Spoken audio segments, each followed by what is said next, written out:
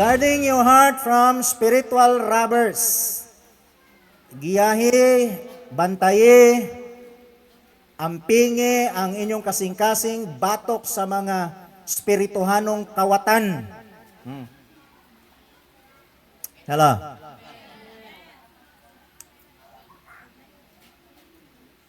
Why we are discussing this and what would be the benefits for us in discussing this particular subject?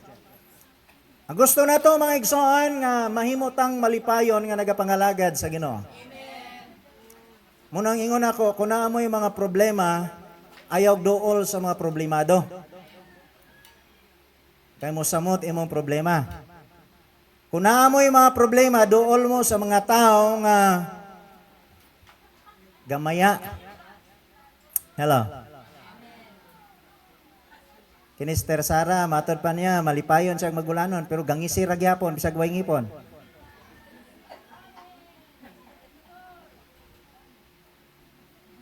Kung naa kay balatian, o gusto ka maayo, kabalo na ka kung kinsay doolon, tama?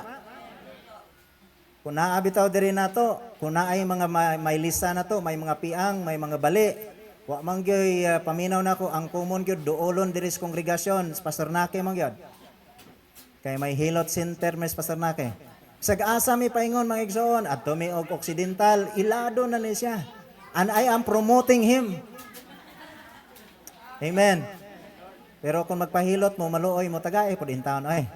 Ayra po niyo tiway kay kapoy ba ng mga singot nga mantulo mga igsoon. Amen? Pastor Naki, bisag asim may magkuyog ani mga igsoon. Kabalo ko nga part na siya nga ministry. Pero wa man na siya gapaningil mga igsoon, no? Pero common sense will tell us nga gahago po ng tao. Ako ra may mo pahilot ni Pastor Naki nga libre. Pastor, no? Praise the Lord. Salamat sa benepisyo, Pastor. Pag bitaw di na lang ako musulti ninyo kay lain po kayo nga every time nga natin i-share Pastor Naki mo pabalog ko. Oh mga igsoon, miyat. Di man guna nato batasan og I know di po na nyo batasan. But I want you to be happy serving the Lord.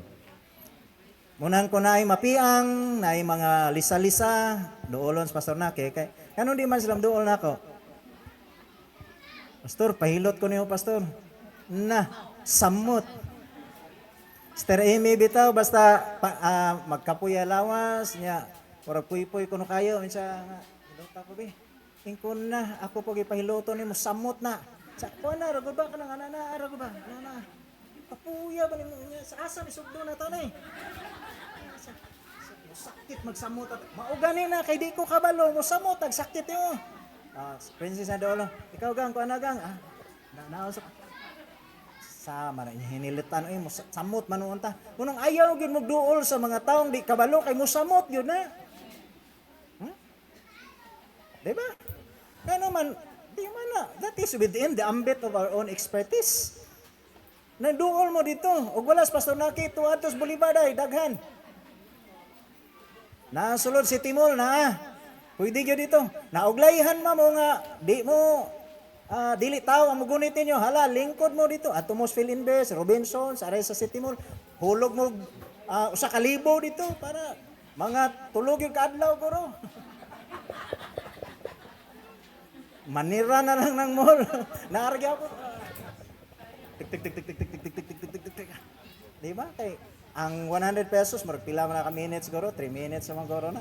Pinsa may kasulayan na.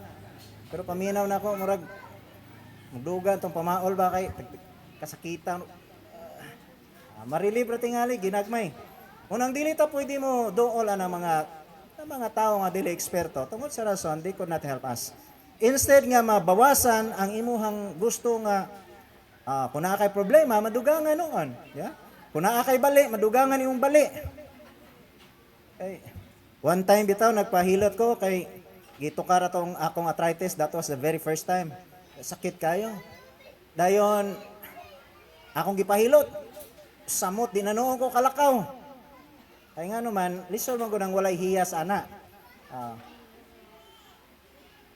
That is the main reason why when we have problems, we need to approach those individuals nga maghatag natog alibyo dili mo dugang sa imong mga problema. Kung natay mga suliranin, mga igsoon, timan-an nato kung kinsay atong pagadulon.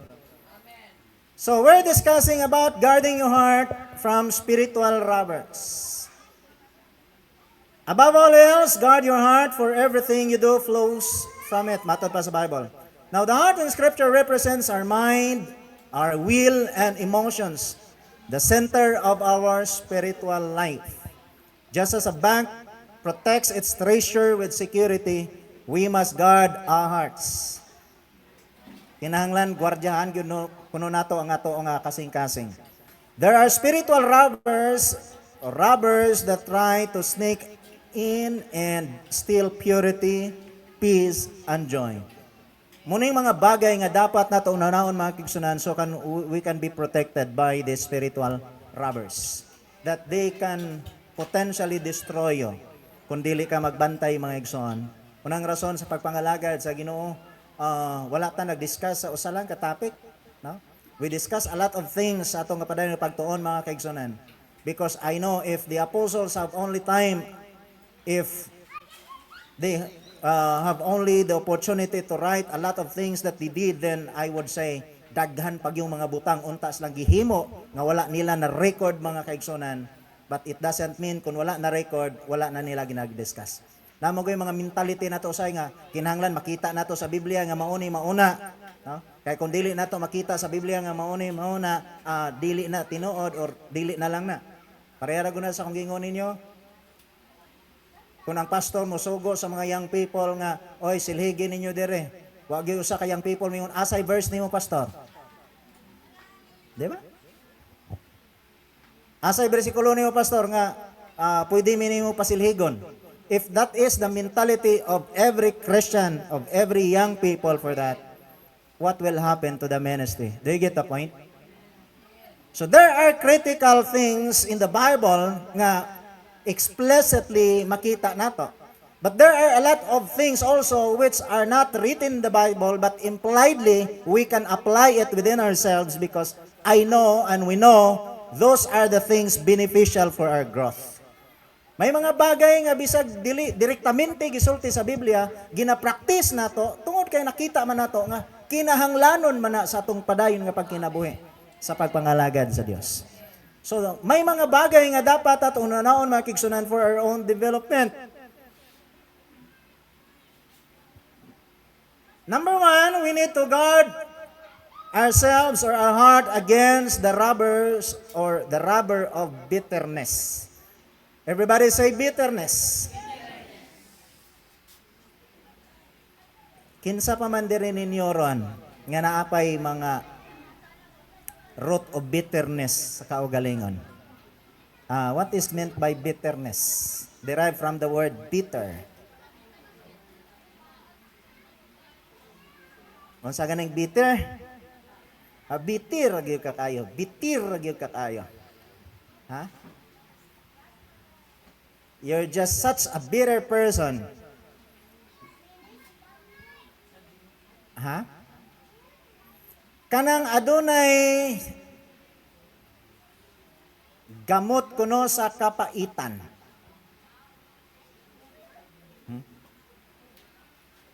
What is meant by kapaitan? Kinsa man ninyo nakasulay nakatilaw lasa na og apdo? Nakatilaw na og apdo? Unsa man? Pait. So maunay gitawag kapaitan. Lami ba?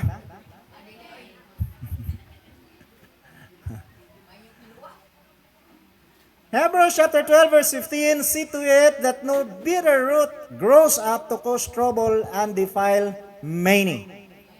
So ang bitterness, it is something like a spiritual robber sa atong pagpangalagad sa Ginoo.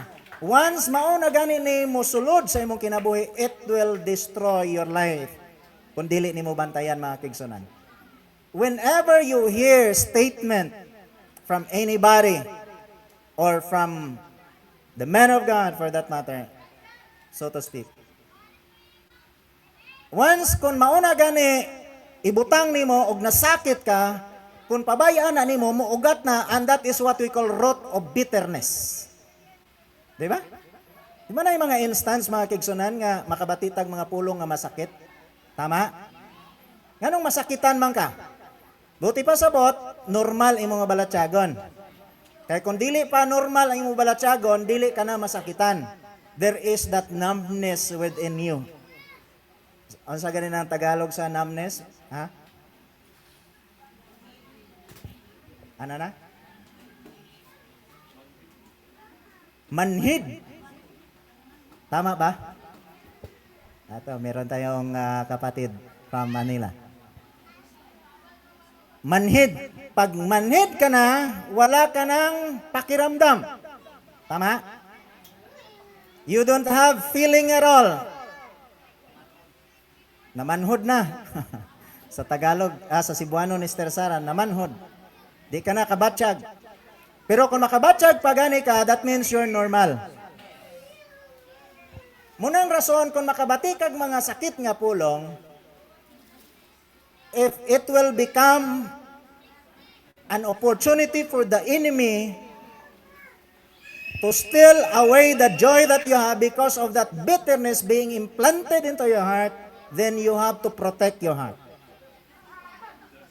Nga dili na siya pwede mo lago, mga kaigsunan, dili na siya pwede mo mabuhi sa imong kasing-kasing. Kaya kung pabayaan mo ni mabuhi ni, it will possess your life.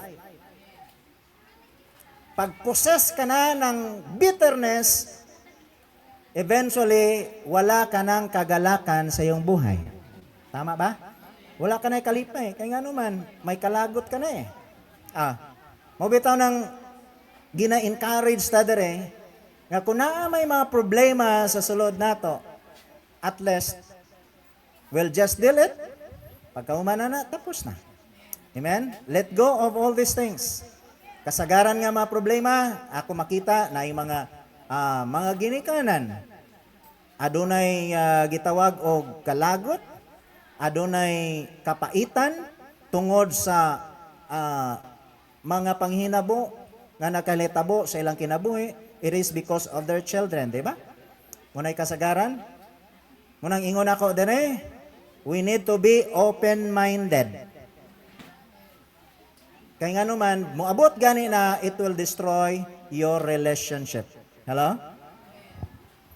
Bitterness starts small but poisons the whole heart. Ginagmay ra na siya, pero pabayaan na mo, it will poison your whole heart. Unforgiveness locks you in a prison while the other person goes free. Kanabitaw na kay tao nga na kay ugat sa kapaitan, di gyud ka ganahan nga mo asenso na siya. Hello. Pero kung ganahan ka na gani masenso bot o ti pasabot, naka-let go ka na. Kanabitaw makita nimo nga gusto unta nimo nga kung pwede pa lang tanang panghimaraot na aniya. But it turns out nga milambo noon siya. Kinsay mag-uol? Siya, ikaw. Ikaw mag-uol. Sa mutag pirmi nimo makita nga naay delivery.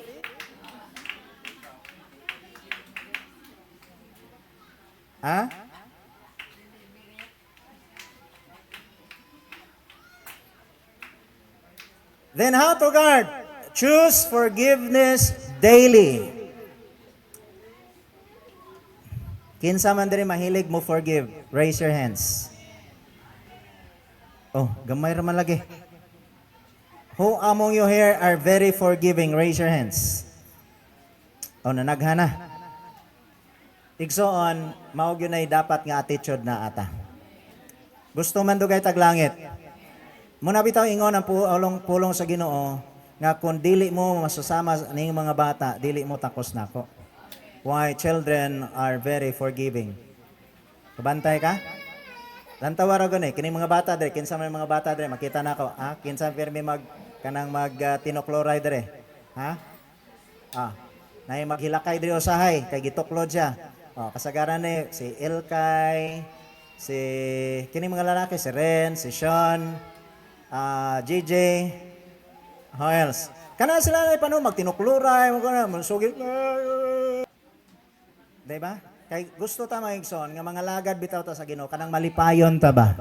Mosulod ta sa simbahan nga malipayon ta. Nga dili ta mag-uol mga igsoon nga nagsimba na to. O na po siya, tindog-tindog na po diyo.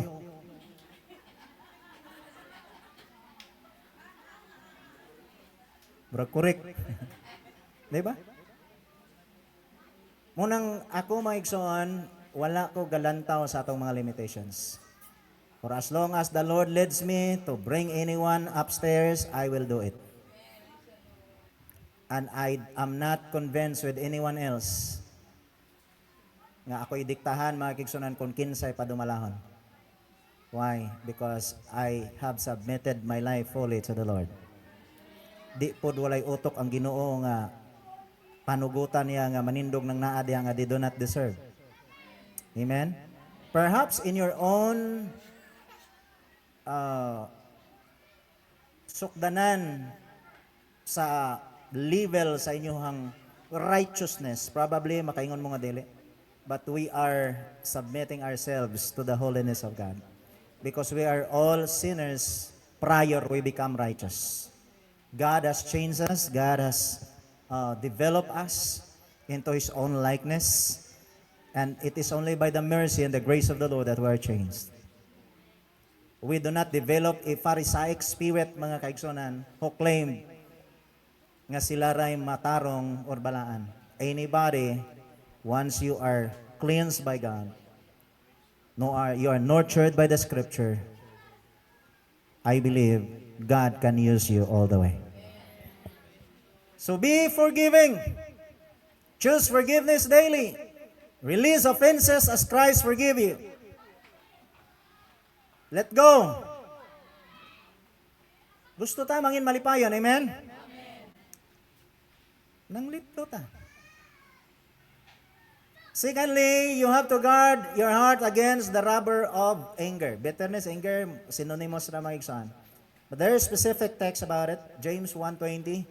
Human anger does not produce the righteousness that God desires.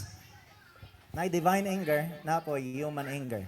Human anger does not produce the righteousness that God desires. Uncontrolled anger damages relationships and opens the door for sin. Diyan na. Once dili na gani na nimo makontrol mga kigsunan, eventually you are opening the door of sin. Diba? And you are making your life complicated. Hello? Why is it that your life becomes complicated? Kuna kaniyan tungod sa rason mga igsoon, nga imbis ang kinabuhi nimo tawhay, mahimong lisod. Imbis sa yun raduhol, shortcut ra diha, pero naaman siya. Tama ba? Ka-experience na mo, ana? Ayaw sa, kay naa pa siyo. Karoon na, hulaton sa nato. Gadugay-dugay lang kasi makaw galingon. Sa ayaw, di ko ganahan makita ng naong anong tawa na. Papawa asa na kay ko. Ana-ana po din tong partner. At taod-taod pa na mula ka. Sige, bahala nagbadugay ta. Basta.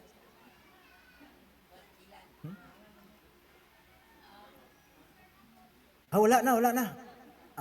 Sige, lakat ta. Galangay-langay lang ka. Ano man, because you cannot afford to face that person. Tama ba ka? Hello? Then, whose life is being complicated? Kinsa may galisod-lisod siyang kaugalingon. Imbes unta nga mangin okay ra imong kinabuhi. Pero tungod anang daladala nimo kalagot, you make your life difficult. Parehara ko ng mga mag-uyabay ba? Pag X na. Di kay.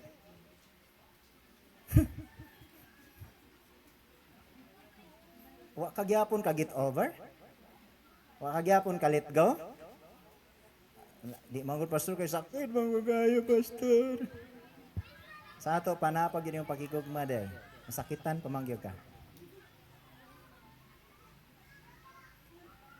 Anger when left unchecked steals peace of mind.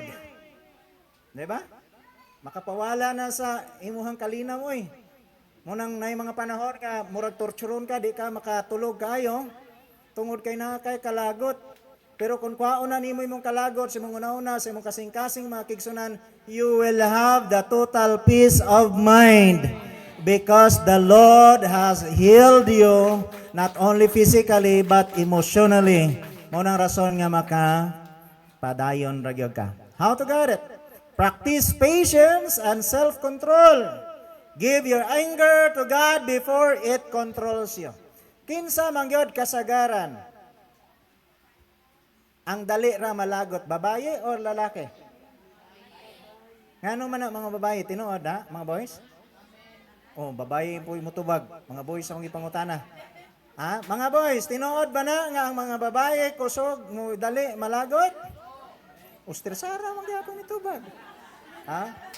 Akin na lang si Badruel na lang, binagsaon na ka. Tinuod ba, Badruel? Oh, tinuod. Oh. Bantay ka, Mr. Hernilin ron. Kasi? Ako'y pangutan na. Tinuod!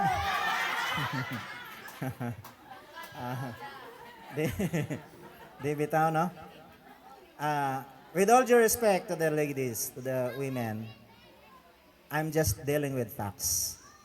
That is based on statistics. Data will tell. Nga naman, tungod kay ang mga kababayan, majority good, emotional.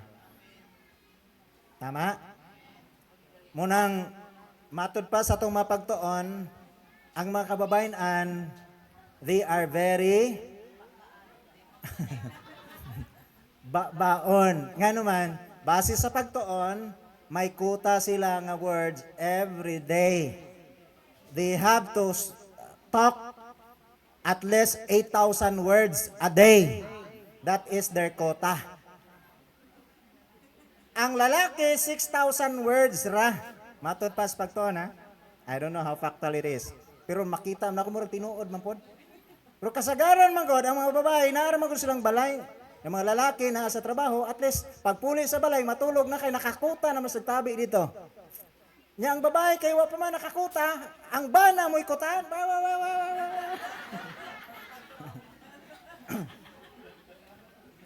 Hello. Will you say praise the Lord? Di ba? Muna maigsong ano? Ay na magsaba ni Mr. Amy ha? Tinuod yun na mga igsoon. Na yung mga panahon nga, magyaw-yaw siya, mura lagi sinado ng balayo sa iya. Pero at least, it made us stronger. Part naman na sa balancing nga kinabuhi mga igsoon. Tama ba? Normal ra gyud na. Og I will tell you, there is no perfect family. Normal gyud na may away sa sulod sa panimalay. Di ba? Nagi ka na, Pastor, no? Brother Roel, kagi ka na, Brother Roel?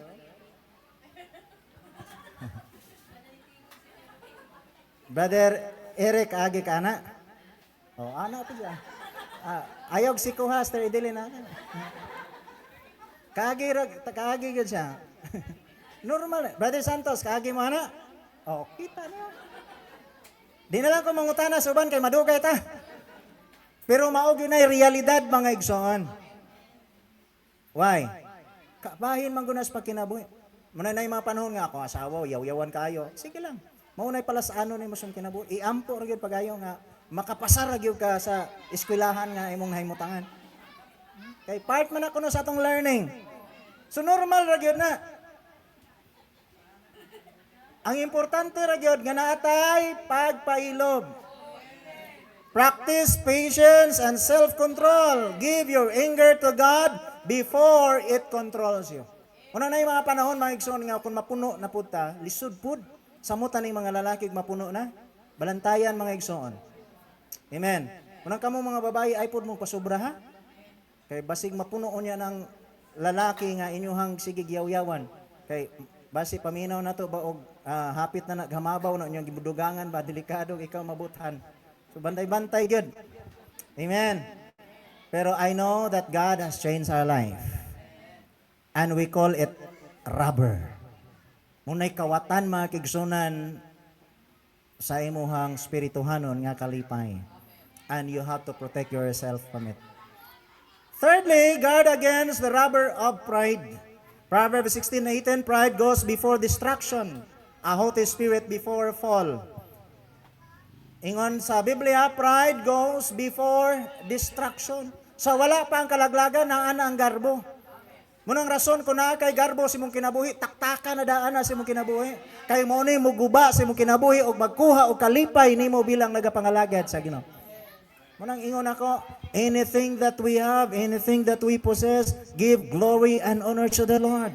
Do not take pride of what you have attained, what you have achieved, because everything that we have today comes from the Lord, because it is the Lord who allows you to have it. Whether you do it by your own might or by your own wisdom, I will tell you, it is still God who made it possible. Muna akong gingon ninyo, gamay lang nga ugat sa imong tangko, maputol makigsunan, everything changed. Pride blinds us to correction and keeps us from God's grace. Listen very closely. Pride blinds us to correction. Munang tao gani nga garboso, di gyud na siya magpatudlo. Ang tao gani nga taso garbo, the moment i-correct na nimo, mo retaliate yun na and it will, no? That person becomes defensive. Tama ba? Munang kung i-correct ta, ayaw na lang tagpasaylo. Kung i-correct ka, accept na lang. Ay, nagdepensa pa. Kay, the more ka nga mo depensa, it will lead you to multiple sinning. Ano man? Daghan naman kang pati pamutbot, maapil na, etc. etc. Why? Because you become defensive. Unang kunaan kay kakulangan, admit na lang. Tama? Hello? Parehara ko na sa relationship. Sa babae o lalaki.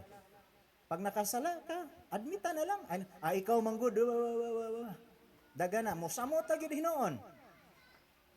Pero kung imong i-accept ang imong human frailty, ang imong tawhanong kahuyang, at least, it will pacify the situation, mga igsoon. Makapa-mitigate sa sitwasyon.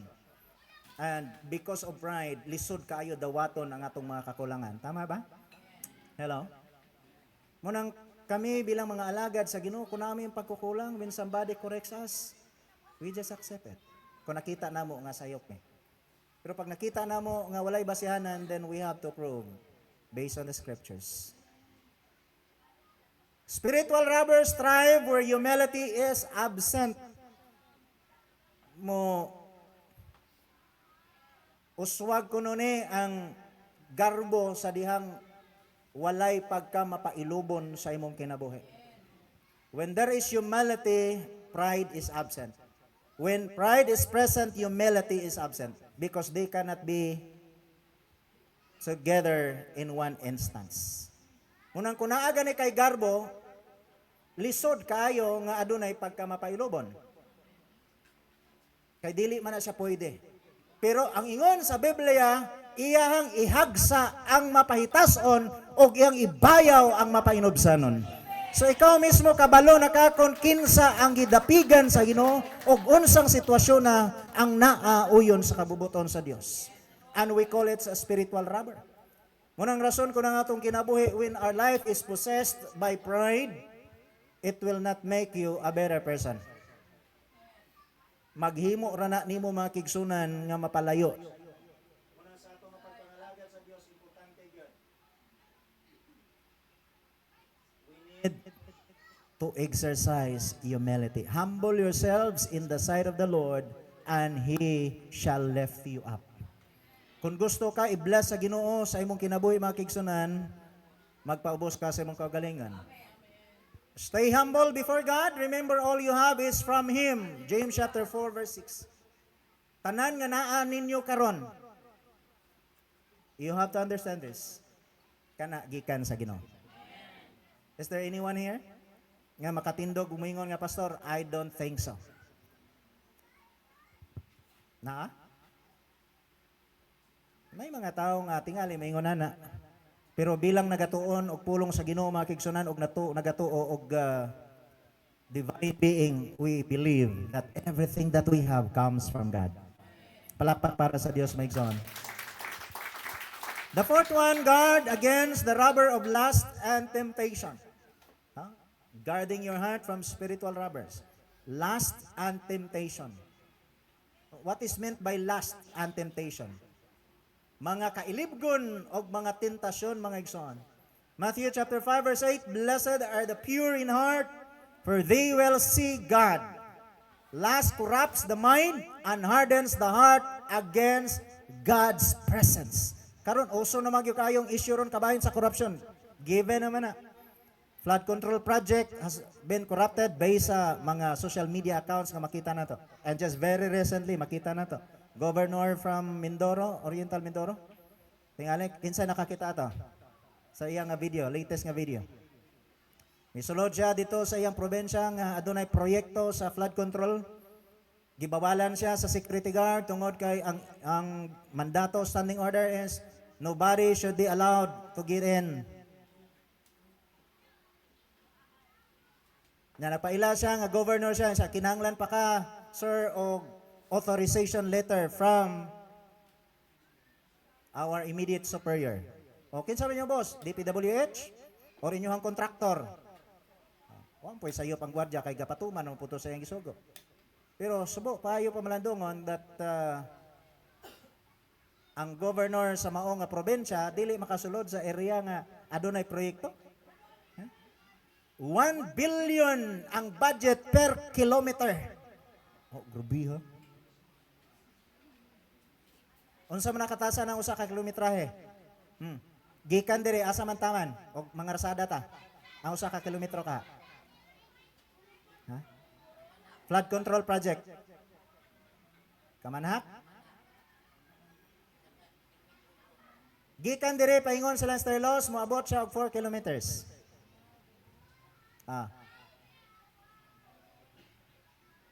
So, pila man na ka metro ng usa ka postehan distansya?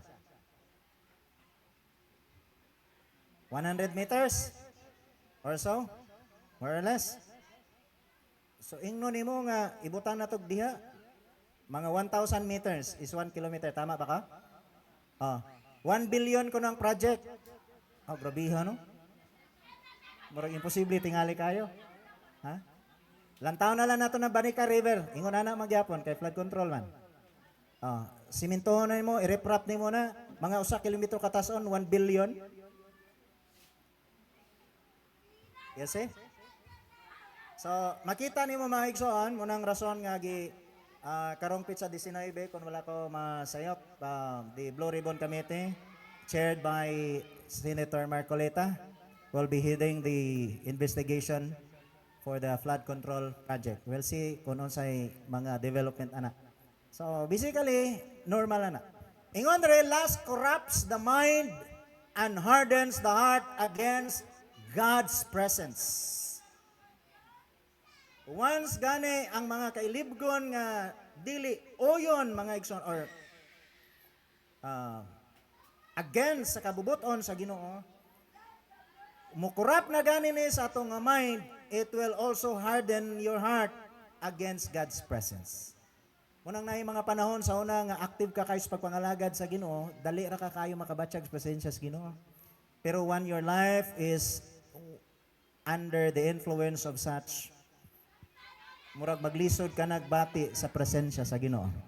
Why? Tungod kay gahi na ang imong kasing-kasing. David's fall with Bathsheba began with an unguarded look. 2 Samuel chapter 11 verse 2. And how can we protect ourselves? Fill your heart with God's word. Maurag yun na, ingon ang pulong sa Ginoo, your word have I hid in my heart so I may not sin against you. Unang rason gani kon wala tay pulong sa Ginoo sa panahon nga mapalayo ta sa Dios mga igsoon, diha na ta may tumpawak sa kalaglagan. Hello. Unang rason kung naa ka church goer ka, kung nagasulod ka sa church, active ka sa church, makasala man gyapon ka, wala may perfect mga kaigsonan nga kinabuhi, but the point is at least ma-mitigate bitaw ang chance nga makasala ka kay ngano man pirmi man ka makabati sa pulong sa Ginoo.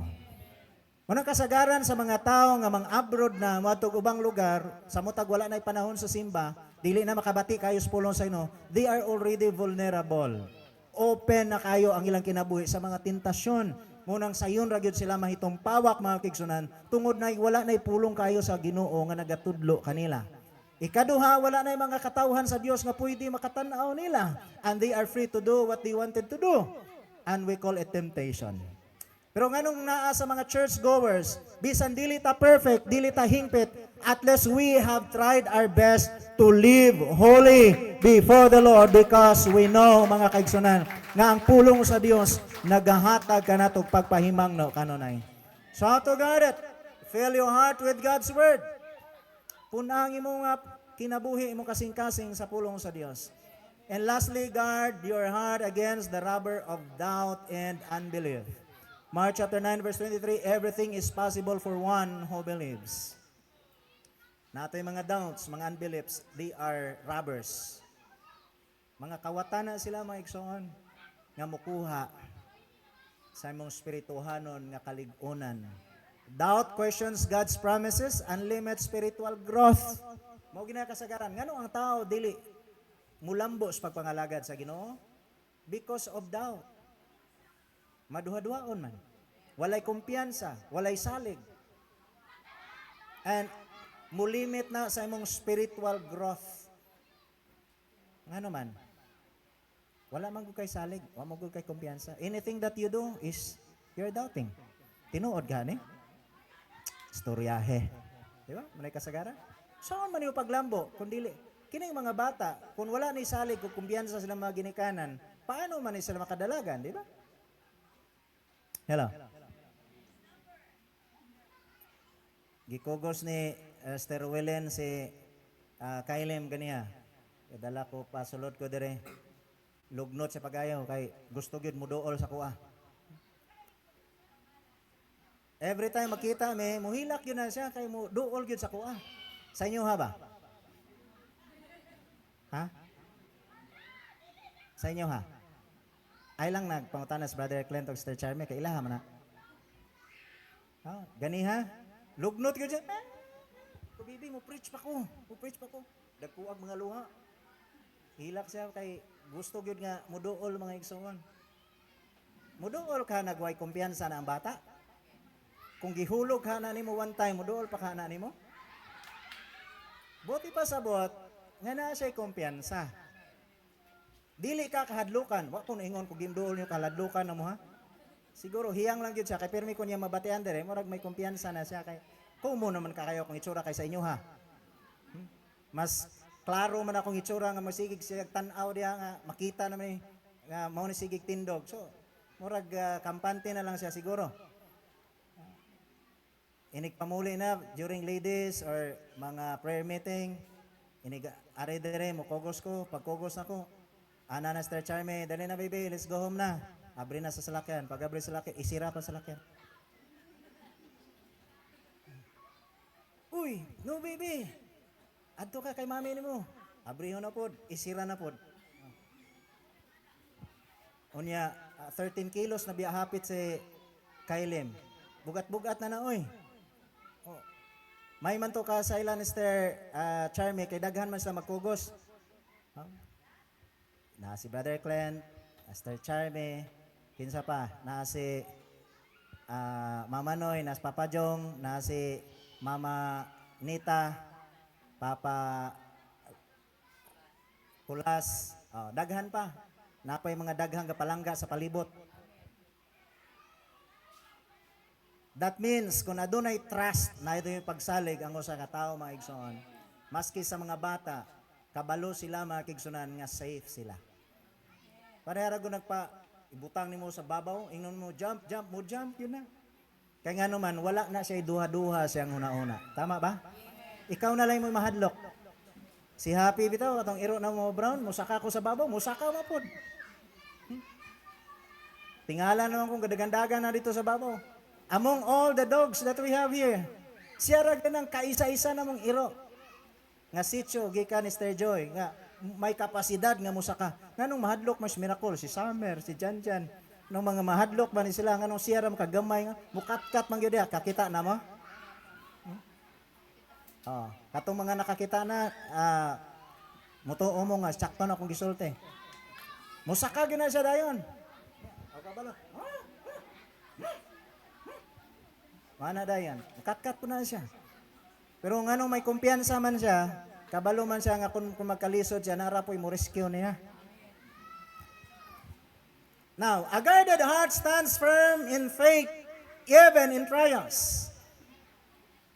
Ang kasing-kasing nga gigiyahan mga kigsunan, mubarog yun na siya, diha sa pagtuo, bisan pa sa mga pagtilaw. Why? Tungod kay aduna man kay pagtuo.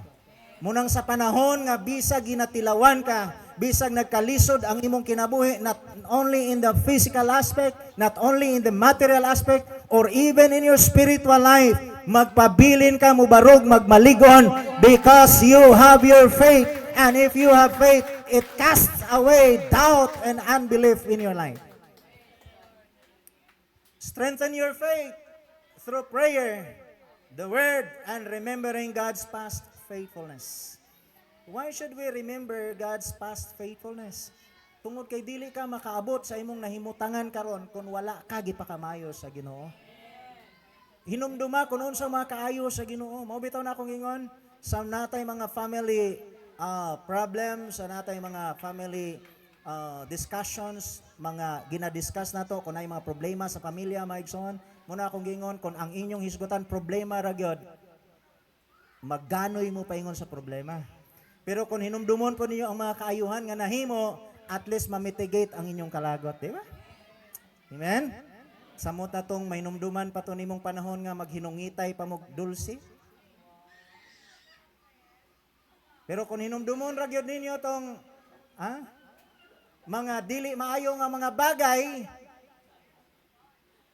ganuyon gyud mo sa dili maayong bagay. Pero kung hinumduman to ninyo ang mga sweet moments ninyo, at least makamitigate sa inyong problema. Tama ba ka? Nang hinumdumin ninyo mga kaayos Ginoo, do not just think of what you are right now. Hinumdumi kung diin mo gidala sa Dios, kung paano mo gitabangan sa Dios, kung paano mo gi-bless sa Dios, kung paano mo gisalbar sa Dios sa bisan unsang kapahamakan mga kigsunan. And that proves His faithfulness. Nagka-problema lang ka kay gatubang nga problema, limot ka na sa Ginoo. Sa ana lang nga butang, limot ka na sa Ginoo. Kaya nabaw mga igsoon. Amen. Shall we all stand? Your heart is a treasure chest. And don't let spiritual robbers steal what God has placed inside. Ang inyong mga kasing-kasing, it is somewhat like a treasure chest nga gibutang ang mga malahalon nga mga bagay diha. You have to protect it. Guard it with prayer, the Word, and the Holy Spirit's help. Proverbs chapter 4 verse 23 reminds us, from the heart flows life, so keep it pure, protected, and surrendered to God. Kinahanglan atong kasing-kasing mga kigsunan, nakatuno, naka-align sa kabubuton sa Dios, kay mauni ang pinaka-bottom line sa tanan nga mga bagay. It will either destroy you or will make you. Muna rason kung mga lagad sa Ginoo, bantayan gyud nato kasing-kasing nga dili makawat sa kaaway ang mga naa sa sulod nini. Kay gusto sa Dios mangin malipayon ta sa atong pagpangalagad sa Ginoo. Gusto sa Dios nga mahimong malipayon ta sa atong pakigrelasyon diha kaniya. Bisan man may mga problema, bisan man may mga palasanon, basken man unsay mga dautan o dili maayo nga sirkumstansya, at last may Dios nga nagatabang kanato og nagaandam siya makigsunan sa pagsapko kanato sa panahon sa atong mga kapildihan, sa panahon sa atong mga problema, sa panahon sa atong kinawad-on. We can still believe that He is a faithful God that we are serving. Pwede siya makatabang kanato o makahimo kanato nga makalingkawas sa sitwasyon nga dili favorable alang kanato. Why? Because that is His promise, mga kaigsunan. Do not allow yourselves to be destroyed by the robbers of your life that eventually make your life miserable. John chapter 10 verse 10 says, the thief cometh not, but for to steal, to kill, and to destroy. The promise of the Lord Jesus assures us, I have come that you might have life and that you might have it more abundantly. A life of abundance is one of the promises the Lord has spoken in His time. And He never lied. He is a faithful God who promised us with that. Unang rason, maigsoon, mangin matinudanon ta sa Ginoo. Make your life here in the church or even in your household, wherever you are, nga mag-enjoy mo sa mga pagpakamaayo sa Dios. Woo! Hallelujah! Ayaw pagtuguti nga ang kaaway mo'y muguba sa inyong kinabuhi. Ayaw pagtuguti nga ang kaaway mo'y muguba sa mga maayong plano ninyo sa inyong kinabuhi. Ayaw pagtuguti nga ang kaaway muguba sa mga maayong kaugmaon ninyo nga gitaganan sa Dios sa mga kaigsunan. Hallelujah. So you have to pray hard for God to establish your life. Let's worship the Lord for a moment. Can we close our eyes as we declare our praises to the Lord?